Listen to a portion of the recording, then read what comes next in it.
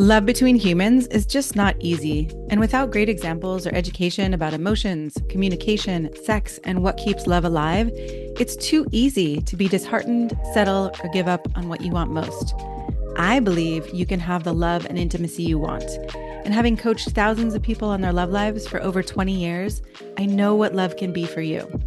So I'm bringing you people who share vulnerably about their dating and relationship struggles and how they learn to create the most connected, fulfilling, and exciting love and sex of their lives, so you can have it too. If you haven't yet taken the quiz to see what keeps you from having the best love and sex of your life, go to shanajamescoaching.com/quiz. You'll get a personalized report of your strengths and challenges in the 5 crucial areas that lead to your most fulfilling and exciting love and sex life. Go to shanajamescoaching.com/quiz to find out. Hello, and welcome to the Man Alive podcast and the Practicing Love podcast. I'm your host, Shana James. I'm so excited today to talk about sex and intimacy and what many men miss that women actually need. And I have a certified sexologist and host of the Love Lab podcast, Kevin Anthony, here with us. I'm so excited to have you here. Thank you for being here. Thanks for having me. I'm excited to talk about this. It always strikes me that oftentimes when I talk about sex with clients, we rarely get to the physical aspects of sex because there's so much around what two people need to feel safe and to feel connected and to ignite eroticism and intimacy. So I'm really curious about what happens for you with your clients and how you work with them. And can you tell us a little bit about how you got into this? Absolutely. My story for how I got into it is different than a lot of people. So most people who are in the space of coaching relationships and sex, many of them came from the traditional therapy world, decided they wanted to specialize in that, or they went right out and got a certification and like, okay, now here's what I'm doing. That is not at all what my path has been. I never intended to be a sex and relationship coach. If you had asked me that this is what I, would be doing, 15 years ago, I would have said, "What? Are you crazy? Where does that come from?" So I came actually from the computer engineering world. That's what I did professionally before I ended up doing this. However, on the side, I had always had an interest in learning about relationships and learning about sex. And I spent years of my life going to workshops, reading books, doing coaching with other people, just for myself, experimenting, treating my own relationships as love labs, so to speak. And it was really just because I wanted to learn it for myself. But what I noticed over time was more and more people started asking me to teach them because they were witnessing what was happening in my life and in my relationships. Specifically, and it sounds like even in the bedroom, I mean, I know you've had certain experiences that some people may not have had of, play parties and polyamory and other people hearing you or witnessing you having sex and then being like, teach me. How do I do that? Well, it's funny you mentioned that because what I was just about to go into was there was a time when I lived in a house and I had 2 roommates, and one of my roommates had a friend over, and my girlfriend at the time, who later became my wife, was over, and we were having sex in the master bedroom, and she was very vocal. Yeah. And so there were a lot of sounds coming out of that room. And I remember coming out later on and running into my roommate and his friend, and him coming up to me literally on the side and saying, "Can you teach me what I just heard in that room?" Amazing. So that started happening a lot. I often tell another story when people ask this question about, how I was out in public with a girlfriend at one point, and her young son at the time, and they were getting ready to leave and go somewhere else. And there's just a guy who was staring at all of us. And I was kind of, my protector instinct was up. And I'm like, all right, hurry up, get your stuff together. I don't know what this wacky guy is going to do, So I got them on their way. And as soon as they were gone, he just walks up to me and asks me basically a coaching question.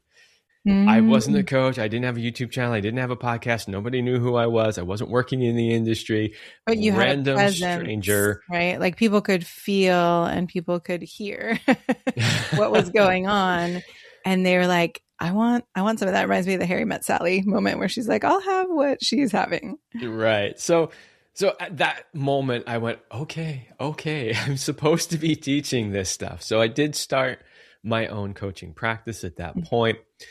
When my wife and I got together, she was already coaching in the space as well. And so there was just a natural fit for us to blend what we were doing together. Yeah. And that's when things really took off, when we were co-creating together as a team. That's how the YouTube channel got started. That's how the podcast got started. That's how all the programs that we've created got started, was really when the synergy of us coming together happened. Yeah. So yeah, amazing. Amazing. So if we just get to the heart of the matter instead of beating around the bush, what is most important to this or most meaningful about this for you? Well, the most meaningful thing about this topic is that, ultimately what I'm trying to create is harmony, synergy, love, connectedness, amazing sex between two people, right? Yeah. And the problem is when we talk about, the things that most men miss about what she needs when it comes to sex, you mentioned earlier that, well, we rarely ever get to the physical stuff because we're always talking about these other things. Yeah. Well, those other things are all the things that the guys miss. Yeah. So, if you ask a guy like, okay, what do you think she needs in the bedroom for it to be great sex? He's probably just going to come up with a bunch of physical things. Yeah. Well, maybe she needs me to last longer, or she needs me to be rock hard, or she needs different me kind of pressure, different kind of position. Or... Right, exactly. And the reality is, while those things can be helpful, none of it matters without all that other stuff that comes first. Yeah. So, I know you have a list of things that you teach that come first, as do I. And, if you want to dive into what some of those are, I'm happy to do so. I would love that. Yes. So where do you created, start? Right. Where do you start? Exactly. I created what I call a little sort of mini master class called What She Needs to Have Great Sex. Okay. And so I have a list of things, and it starts with safety. Yeah. It's the most important thing. Yeah. And so many men just don't realize that if she doesn't feel fully safe in that moment, she's never going to have great sex. Yeah. She's either going to be too in her head, she's going to be shut down, she's going to be tense, there's going to be all these things that are going to get in the way. Yeah. Right. And, when you mention safety to most men, they just kind of, well, of course she knows that she's safe with me. I would never hit her. And I'm like, okay, well, that's good. And good start. That's only one level of safety. There's a whole bunch of other levels of safety as well. Right. I mean, anything from, does she trust you're going to, use proper safe sex techniques? Does she trust that you're not going to ejaculate inside her when she doesn't want that? Right. Yeah. Does she trust? I mean, there's a million layers of trust that come in when it comes to having sex. And I think a lot of men just don't really get that. And they don't get how important that is for a woman. Yeah. So it often gets missed. And there she is feeling like, I don't know, I feel a little tense or apprehensive about this scenario, right? And as soon as she's in that space, she's not going to have great sex. No. Is she going to enjoy it? She might still be able to get to some enjoyment level of it, but is it going to be great? Is she going to roll her eyes in the back of her head and completely let go and have massive rolling orgasms? Probably not. No. Because she needs to feel safe.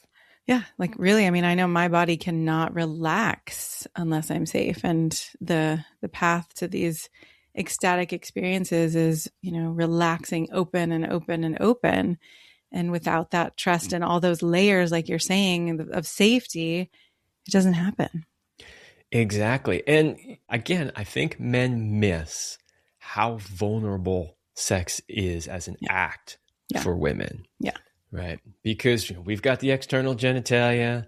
We're the ones penetrating. Yep. We're physically bigger and stronger generally. Mm-hmm. And they just don't realize that for a woman to really open up, and just open up physically, but also emotionally. Energetically, to completely and fully receive a man in all those ways, and to just allow herself to completely expand, that is an extremely vulnerable thing. And it doesn't come without some prep work, such as safety. You mentioned another one right now, which is trust. Mm-hmm. There has to be a really high level of trust. Yes. She has to really trust you in all those ways. Again, not just physically, She has to trust you emotionally, that you're going to be able to care for her emotional needs, that you're going to be able to hold space for her in whatever comes up in that moment. Because you know what comes up sometimes in that moment when you get into those really deep spaces, those really deep lovemaking moments? Tears. Yeah. You will touch something inside her that will just cause her to lose it, right? Yeah. No, I've had some of those experiences and they're profound, right? If I can actually go there when that happens, it's so beautiful.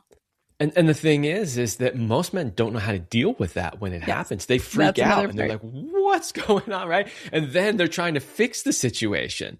The problem is that only makes it worse. Yeah. Well, because there's nothing to fix. And then that woman doesn't actually feel seen and understood and held or safe to let those emotions out. Right. Yeah. Right? So that'll cause her to shut down in the middle of a moment where, she was just on that verge, that edge of just being completely open and vulnerable, right? Yes. So she needs to trust that you're going to be able to hold space for her in whatever happens to come out in that moment. I love that you're saying that, right? She needs to trust you or trust that you will, because I think oftentimes people hear trust and they think like this blanket statement of either I trust you or I don't. And when we can break it down into like, oh, I trust that you're going to be here for me in this way. I trust that you're not going to get, mad at me and walk away, or I trust, right? And that can also, I think, help with the taking it less personally. But I'm curious what you think, because I know that can get in the way too. Yeah, well, we have to understand that there really is no such thing as a blanket trust. I mean, there's probably nobody, maybe your significant other, that you trust 100% with anything. Right. Yeah. So in other words, there wouldn't be people that you trust to borrow your car, but you wouldn't trust to lend them 10 grand. Right. Right. Like there's levels of trust. And so this idea that, well, of course she trusts me. We've been together for 10 years. No, it doesn't necessarily mean she trusts you in that moment, in that situation. No. That's so beautiful too, to really acknowledge, okay, right. Even if you've been with someone for 10 years, if you haven't had a conversation about trust in those 10 years, there's likely many, many gaps in there in the trust. There can be. I mean, hopefully not. If you've really been doing your work to nurture the relationship and to go to those deeper levels, then yes, you should have that level of trust. Yes. But you're right, not everybody does. Right. Not everybody does. And I think more people than not, don't actually do that. Yeah. But that leads me really into the third one on the list, which is connection, right? So that the safety and the trust get built through deeper connection. Yeah. And this is another thing that a lot of guys sort of miss when it comes to sex, because unfortunately, a lot of guys go off into fantasy land during sex. They're thinking about, their favorite porn actress or their favorite scene or the fantasy that they want to create with their partner, even though she's not really open to doing it. Yeah. And they kind of check out, which we'll talk about presence in a deeper level later. Yeah. But this idea that once she doesn't feel connected to you, she's never really going to open up to you in that moment. No. She needs to feel that connection with you. And that connection starts way before you get into the bedroom. So, this is like, guys, you want to figure out how to get a woman in bed? She has to feel safe with you. She has to trust you, and she has to feel connected to you. If she doesn't feel any of those things, it ain't happening. Yeah. Right. Yeah. And great point that it starts way before the bedroom. I mean, I know, I've been with men who it's also for them that connection, especially as men get older, need more of that connection before getting to the bedroom. But I can say for myself, and especially going into perimenopause and hormones changing and all of that, the warm up and the outside of the bedroom connection time is so important, as well as the fact that I can't separate it. I can't separate who you are to me outside the bedroom and who you are to me inside the bedroom. Yes. And what you just said there is critical for men to understand. Yeah. Because for men, it's way easier to create that separation. Yes. Right. And we talk about this all the time when it comes to the difference between love and sex. Yeah. For women, most women cannot separate those two. But for many men, they can. Mm-hmm. Right. And so this is just a difference between men and women. There are many. This is just one of them. I'm not saying that it's necessarily good or bad, right or wrong, but you have to understand that difference. So if you're a guy and you're thinking that, oh, what's the big deal? It's just sex, right? you have to understand that for her, nope, it's not It's just usually sex. not that way. It's not. Now, there are a few occasions where women can do that. And there are some women that are outliers, right? Outside the mean, on the far end of the spectrum who can do that. But they're not the average. They're not even the majority, not even close. Yeah. So she needs to feel connected to you in order for her to really want to even go there with you. Yeah. So there's something that I teach. I call it the constant state of arousal, which is the little things that you do day in and day out every day, long before you ever make it to the bedroom, that stoke that fire, that turn on, that nurture that connection, right? Yeah. So that, because this is one of the biggest complaints you hear from couples. If you do enough couples work, it's like, we're so tired by the time we get to blah, blah, blah. I have zero desire whatsoever. And then he wants to have sex. And it's like, well, that's because you haven't been nurturing that desire day in and day out. Right. So if you were doing that, if you were hugging each other, kissing each other, appreciating each other on a regular basis, grabbing each other's butts, saying how much you love each other, like all this kind of stuff every day, little by little throughout the day, when date night does come around, on the arousal scale of 0 to 10, you're not at a 0. Right. You might be at a 3. What would you say to a man? I've had many men who either their wives aren't open to that kind of ongoing connection, right? Something happened in their connection, or they haven't been talking about it, working on it, or to a man who just feels more tentative, like, oh, it's scary to reach out and create those little moments. If she's not open to it, it's probably because it's been many, many, many years of you not doing those things. Yeah. And so this is one of the hurdles that you run into in the coaching, right? So if I'm working with a guy and I'm working with only him, which happens fairly regularly, and then I'm trying to help him, okay, how can we get her more on board in a sense that, get her to want to do these things, right? I start going through all of those little things. Like, here's what you got to do. Appreciate her every day. Tell her how much you love her, like all this kind of stuff. And they inevitably come back and they say, yeah, I'm trying, but it's not working. And I'm like, okay, well, tell me a little something about that. And what we always come down to is the fact that, he hasn't done it for so long that by the time he's now suddenly doing it out of nowhere, she doesn't trust it. She comes back to trust again. No. Yeah. She's just like, yeah, okay, whatever. You're telling me this stuff because you just want to have sex with me. Right. And I'm curious. I mean, I have a way that I work with that to help the couples rebuild that kind of trust, but anything that you would suggest? Well, if I get to work with the couple, then I get them both on board by sharing this with both of them, and I get them both doing it back and forth. So that's easy enough, right? If I'm working with just him and we're running into that scenario that we just described where she doesn't trust it, I tell them that, you can't just like automatically just start out of nowhere with no explanation. You got to sit down and you got to have a talk, and you got to say, hey, honey, I'm interested in us reconnecting. I'm interested in rebuilding the connection that admittedly we and I have let slide, right? Yeah. And here's one way that I would like to do that. I would like to do these things. Right? I love it. I'm so aligned with you in that, because I feel like it's very hard to rebuild if there's no conversation about it because of that lack of trust that's lurking in the background, right? And so if you can actually shift that context together, or have a sense of what would actually turn you on and what would make you happy, and are you on board, and right, then it becomes this shared experience as opposed to something somebody's trying to do alone, separately, right? And then it's just very awkward or doesn't tend to work. Yeah. I mean, everything, honestly, it's so funny because I do a lot of podcasts and a lot of YouTube videos on a range of different subjects when it comes to, relationships and sex. Yeah. And almost every one of them starts with, you gotta have an emotionally mature conversation. Yes. And to me, like, as somebody who does this day in and day out, sometimes I get tired of having to say that. But the reality is that's where everything starts. It really does. That's such a huge piece that people miss. They just don't talk about things. I know. If you could talk about it, but not just talk about it in what I call an emotionally mature way with high EQ, where the two of you can actually have a mature adult conversation that's not triggering each other. Yes. A conversation that is the goal of it is to come to some sort of mutual understanding or solution because we're a team, right? Or we're supposed to be, at least anyway, and we want to solve a problem together. Yes, together. I know. I mean, that the whole first section of my book, Honest Sex, is about honesty and how to mature your honesty and have these conversations, because I agree with you that it's the foundation of being able to have the intimacy or any kind of physical act of sex. Absolutely.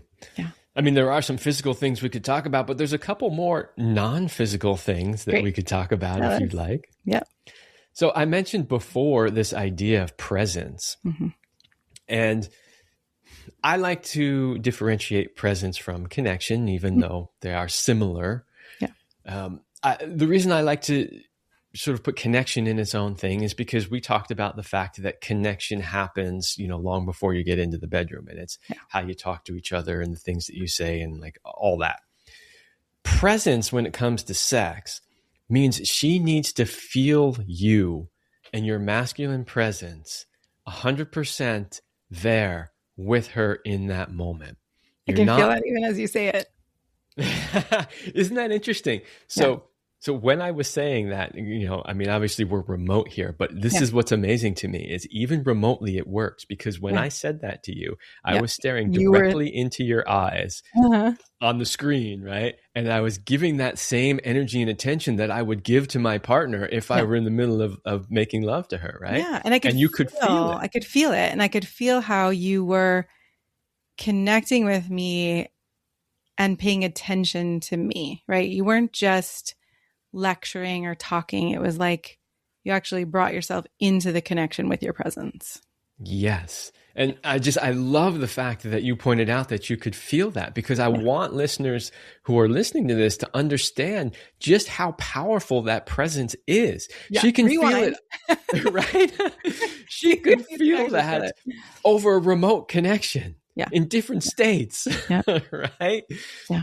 And so that's really what she wants. If you really want to have great sex with her and make her feel safe enough to be able to just completely open to you in every way possible, she needs to feel that presence. And I'll tell you this too, guys, you're not fooling her. You might think you are. The second that presence checks out, she feels it. She feels it instantly. It's so fascinating, because I can look at someone, I can look at a man in the eye and we can be in that sync or in presence, and then he can go somewhere else. And it's not a judgment, but it's like, oh, where'd you go? Right. Or what happened? Or it's definitely palpable.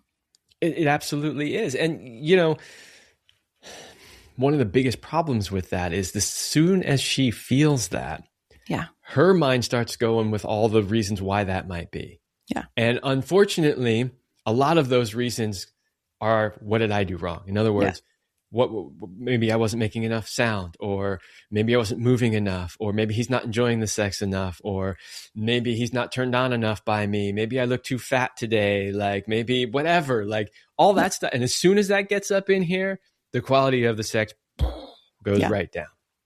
It's so sad. It's just so sad how we all tend to judge ourselves. And, that one in particular, I've definitely worked very hard as a woman to separate, right, that from, oh, he got distracted or went away, from it's something about me. And I think most of the men I work with have to do that too, right?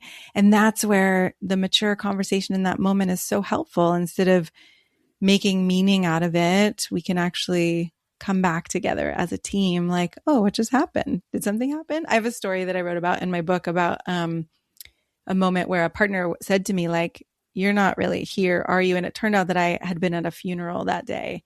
And it wasn't until he said it that I was just like, oh my God, I was just, gone in grief and all of these things. And together, we actually came back together, right? And ended up having this beautiful, intimate experience because he didn't take it personally and he got curious and we could talk about it. Oh man, today's show is just flowing so beautifully because the interaction between the two of us is going in the exact direction. Good. You just said this willingness to like just flow with it, and the next thing that was on my list that I wanted Yeah. to talk about was what I just called it willingness to adjust. You could Beautiful. call it going with the flow. You could give it other names too, but this idea that every time that the two of you come together is different. Yeah. And too many men get in this like, okay, here's what we do. We take our clothes off. I lick you for a little bit. You suck me for a little bit. We go straight to penetration. We blah, blah, blah. And then this and then right? And you have to understand that, there's a reason why, we describe women often as the water, right? Flowing water, because it's always changing and moving. Yeah. And what she wants in any given session isn't necessarily going to be the same. No. And this is, guys get in like routines with everything in our lives. We can't help it. It's like the masculine, thing. And so for us, we're like, yes, this feels good. I like it. Let's repeat it, right? Let's do this again. Let's do it again. But for women, that's not necessarily the case. And as a man, if you're too singularly focused on that, right, you can run into a lot of situations where, hey, last time it was great. And why did it not work this time? Why is she upset with me this time? Or why did she not have an orgasm? Or why this or that?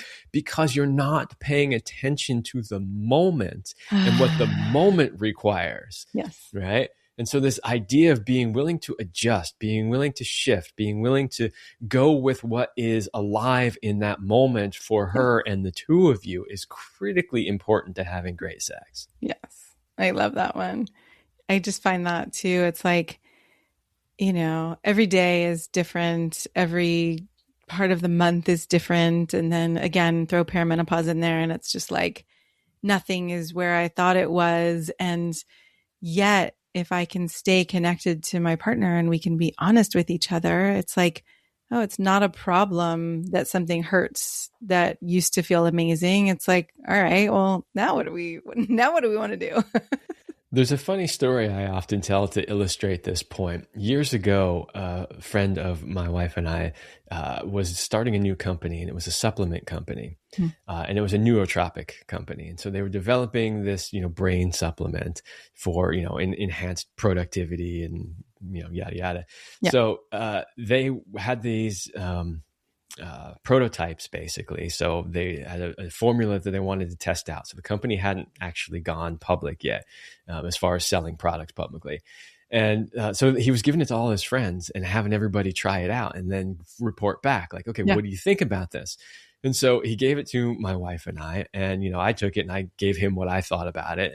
And then my wife did as well. And one of the things she said to him was, she said, one of the things I noticed about it was that I felt like I was always on my A game, like, and always, like full speed ahead. And at first that sounded like a compliment until she followed up with the fact that she goes, and I'm a woman and I don't want to feel that way all the time. She basically, the feedback she gave him was that she felt like this particular thing was taking away some of that natural change and fluidity of what it means to be a woman. And that felt very unnatural to her. So she said, well, would it be possible to make a version of this supplement that had different ingredients for different times in a woman's cycle? Yeah. Right. So that, the times when she wants to be really on it, and his response to that, and this is why I tell the story, because it illustrates what we're talking about. His response to that was, yeah, we thought about that, but then we realized we'd have to make a different formula for every day of the month. And he was not joking. He doesn't have a sense of humor, this person, right? He was very scientifically oriented. Like, absolutely, no, it actually 100%. Is way too complicated. But that's the point. Is that she is a constantly changing, being. Yeah. And what I tell men all the time is, look, you can't be frustrated by that. You can't be like, oh my God, this is ridiculous. Like, why do I got to try to figure this out all the time? If you're looking at a woman from that point of view, you are doing it all wrong because you're always going to have resentment. You're always going to be annoyed by it. You have to change your mindset and you have to realize two things. I think you could probably come up with more, but the first one is treat it as a game, make it fun. like, okay, what can I figure out today? Right. Well, when you're not basing your self-worth on, I've got to get it right and this is what it has to look like, then you can actually let go enough to exactly. play with it. So have fun with it. Treat it as a challenge, right? As guys, we love challenges. Your challenge today is to figure out how to make her just explode all over the place in the bedroom. Like, figure it out, guys. Come on, have fun with it. Men like challenges. Exactly. So there's that. And then the other thing is you really just have to come to an acceptance about the nature of the feminine and who and what she is. And, don't be expecting her, to show up like a dude. If that's what you want, just go be with a dude, right? Yeah. I mean, we can put in a plug, right? That, everybody's different and people have the feminine and the masculine. And there might be moments where, or people who are in female bodies and have more of a masculine way, or same vice versa. But I feel what you're speaking to, where so many men, especially in heterosexual relationships, get frustrated by that flow, the water, the changing, as opposed to, let me ride this wave and see where this one's going to take me. Absolutely. And, I'm assuming, of course, and I have from the beginning. So if I made an incorrect assumption, you can let me know. But I was assuming, since we're talking about men and women in relationships, that we were primarily talking to a heterosexual audience. So even though we both have masculine and feminine energies in us, and they will vary, which one, generally speaking, men are predominantly masculine, women are predominantly feminine. So all of that still applies in that sense, even though some women might be a bit on the more masculine side, some might be more on the feminine side. Yeah. And you can play with this too, right? Like, if you are a woman who feels more masculine, some of these, pieces might work for you, either with your partner who's a man who maybe sometimes has more feminine characteristics, right? You can weave. I mean, that's what I love about, as relationship evolves and as we become more conscious and more able to talk about these things, right? We can co-create and play with them, and we don't have to be stuck in any kind of boxes. Yes. And I'll also add to that, even in same-sex couples, you will see one generally takes a masculine role and one generally takes a feminine role. And so these ideas still apply, right? Even if you're in a same-sex relationship. So, but it's generally that idea of coming to acceptance about who your partner is and how they are, right? And rather than viewing it from the point of view of, I wish they were somehow different, going, I love the fact that they're different. I love that. Appreciation, right? That really, as the foundation, then it's like, ooh, how do we get to play here versus, this again? Exactly. So is there anything else? Oh, sorry. Yeah, I would say those would be, the main things outside of the physical realm. I think that most men miss. I mean, we could probably come up with a few other smaller ones, but those are kind of the main ones. Those are the big ones. Yeah. Okay. Are there any physical ones that you want to say that men miss? Oh, sure. I mean, look, if we're going to talk about physical ones that men miss, we got to start with foreplay. Okay. It's the number one complaint of every woman. There's not enough foreplay. Yeah. So this is another one where it really requires a reframe in most men's minds. Okay. So unfortunately, most men look at foreplay as like, something they just got to get through to get to the penetration, which is their ultimate goal. Yes. Right. And I challenge men to reframe that and look at it from the point of view that the foreplay is just as much a part of the experience of making love, having sex together, as the penetration. Yeah. And so it's a similar change in mindset to when I'm working with men when it comes to premature ejaculation, because too many men focus on ejaculation as the end goal of the act. And I tell them, no, ejaculation is not the end goal. No. Right? In fact, there actually isn't a goal. Yes, right? Hallelujah. But if there was a goal, the goal would be to just experience what it means to make love together. Yeah. And however it forms in that moment and for however long it lasts, and whether or not it ends in an ejaculation or not, right? All the pleasure, all the connection, all the intimacy that can happen with our bodies and our energies and our emotions and all of it.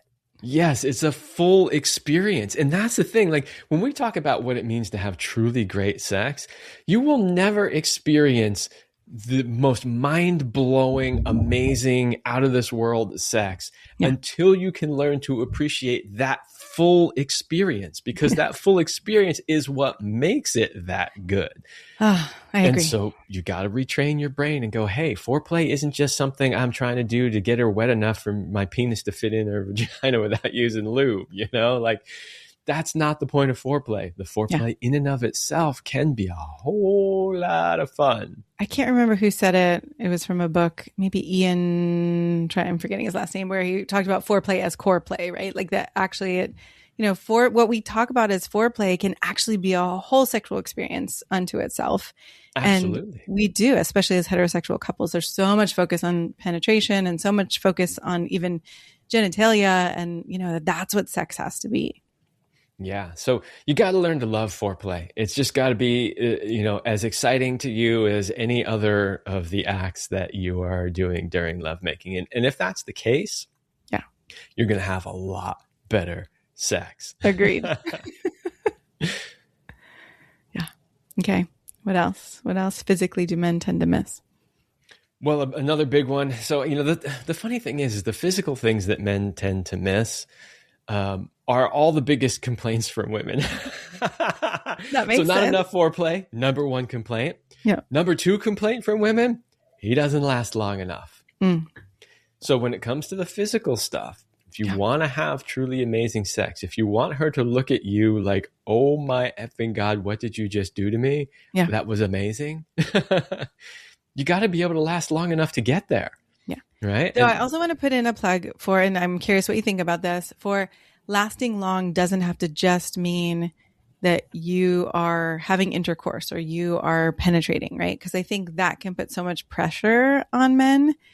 Oh, you can have sex when you're soft. There's so many different kinds of sex you can have. Yeah, that's absolutely true. And that's part of when we're talking about the foreplay, right? Yeah. Like not thinking of sex as just the penetration. So it is a whole long thing. And this isn't necessarily an outlier because every woman eventually goes through perimenopause and menopause. However, it is specific to a subset of women, and there's still a whole other large subset of women who are not dealing with that particular challenge. Or there's a subset of women who can't orgasm just through penetration, right? So there's actually quite a few women, but I think there are some women that can't orgasm through penetration for reasons that have nothing to do with the man, right? Yeah. However, I do believe, this has been my theory for quite some time, that her inability to orgasm through penetration often has to do with the man. So interesting. How long does he last? Because look, we know, we've done the studies on this. We have the data. The average man lasts 5 to 7 minutes. That's how long he lasts in penetration. The average woman takes 20 to 30 minutes to orgasm. To warm up. So when a woman tells me, well, I don't orgasm. Right. That's barely the warm up. Exactly. Yeah. So when a woman tells me, well, I don't orgasm through penetration, I'm not at all surprised ever. Yeah. Right. Because if you take 20 to 30 minutes to even get to a place where you might be able to have an orgasm, and he's done and out in 5 to 7 minutes. Yeah, no, it doesn't work. It doesn't work, right? And so this is why I kind of start saying, all right, the next thing in the physical realm is you got to be able to last long enough. Yeah. You got to be able to get her to a place where she could potentially actually have an orgasm through penetration. Now, you could shortcut that by doing a really good job with the foreplay, right? And getting her to that place before you even penetrate her. Yeah. So maybe you don't need to last as long, but I will warn you guys. I will warn you on this one, especially if you have trouble controlling your ejaculation. If you do a really good job with the foreplay and you get her really turned on and you get through that 20 to 30 minute period and she's feeling really close to like, ooh, yeah, I could have an orgasm. And then you penetrate her, her energy is going to be so over the top. She's most likely going to send you over into orgasm a minute, 2 minutes, 3 minutes later, and then she's still not going to reach her orgasm. So I warn you, be careful with that. I'm not saying don't do it. I'm just saying be mindful of that. So strategy for dealing with that would be when you do penetrate her slowly. Yes. Pause after, get a chance to feel her energy, feel it moving through your body, right? And then start to build back up again. Don't worry if she starts to cool a little bit, she'll come back up again. The problem is with a lot of men is like, okay, she's ready to go. And they go in and they're off to the races, right? And then boom, 2 minutes later. And she's like, I thought, oh man, I was so close, right? And now she's frustrated. And he's feeling like a chump, right? Yeah. I hate that feeling though. I mean, I think another thing about a mature partnership is recognizing that if we're working on this together and we have moments where one of us lasts longer or one of us is shorter, right? That we don't have to feel the shame or the guilt about it, because I don't think we actually grow or open to these new places of bliss or ecstasy if we're judging ourselves about it. That is true.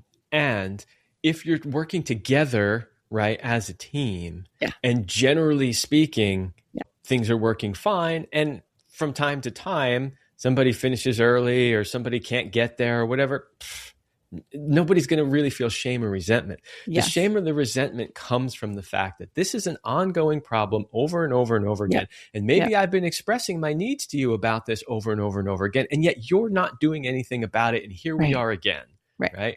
That's where the shame, that's where the frustration, that's where the resentment comes from. Yes. And I would still say that the shame and, the beating ourselves up doesn't help. No, but if you're not listening and you're not actually taking action, then there's going to be that resentment and frustration, of course. Yeah. I'm just saying that's why that happens, right?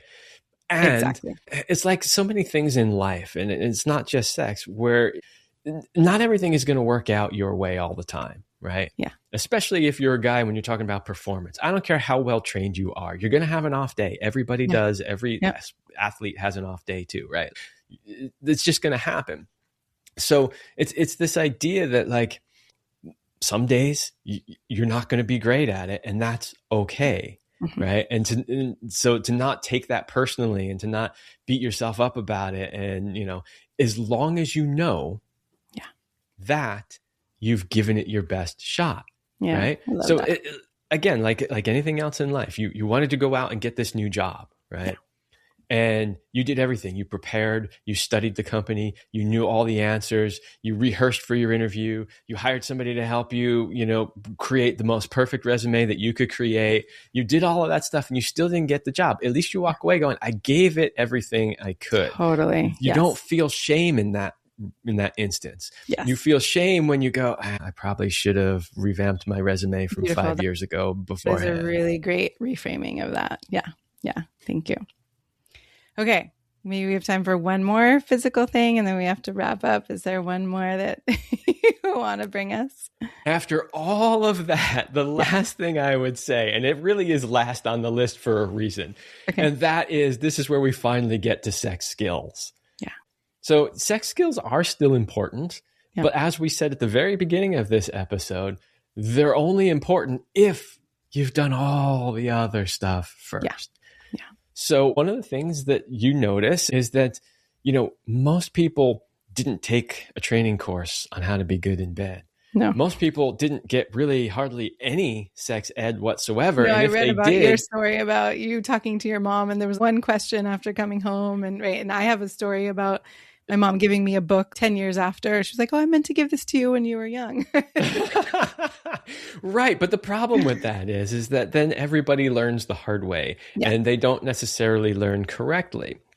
And so I tell people all the time, look, if sex is important to you, and I will admit there are some people where sex isn't really important to them. There are some couples who don't really care. They're like, we love each other. We have a great life together, but sex isn't really part of it. If that's you, no problem. Fine. You are the outlier, and that's okay. But for most people, they would consider sex as being something that is very important to them personally and their relationship.